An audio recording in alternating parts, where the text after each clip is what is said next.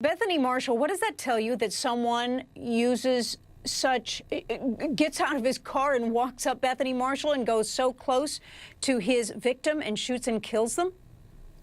This serial shooter wants to see the look of suffering on his victims' faces. Unlike the DC snipers, who are at a great distance and they like the sense of power over somebody who was unsuspecting and helpless, this guy actually wants to see the suffering and the anguish, much like serial killers who strangle their victims while facing the victims so they can see the look of shock, surprise, and pain in the victim's eyes.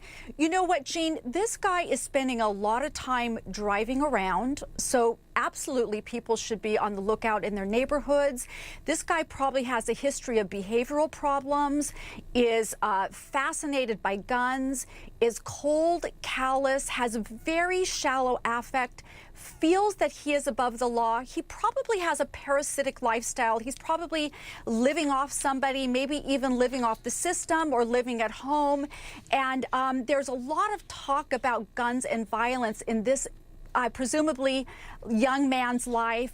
He's probably writing about it online, maybe even bragging to people about it. So I certainly think the public can play a very important role in identifying this person, especially if you, the public, live with somebody who's out patrolling the streets all night long and they come in the early morning hours and then they're mysterious and vague. You should really call the police and take your role seriously.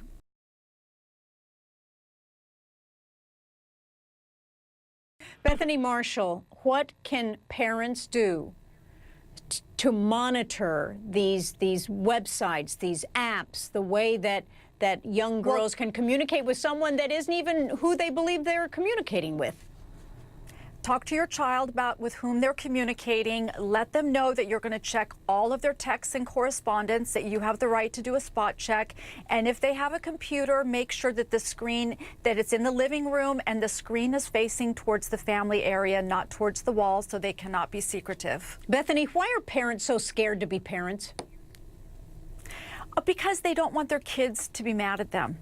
You know, it's tough to be a good parent. To be a good parent, you have to tolerate that your child might be temporarily angry, but if you set limits, it's going to settle them down, make them feel safe and secure internally as well as in the world.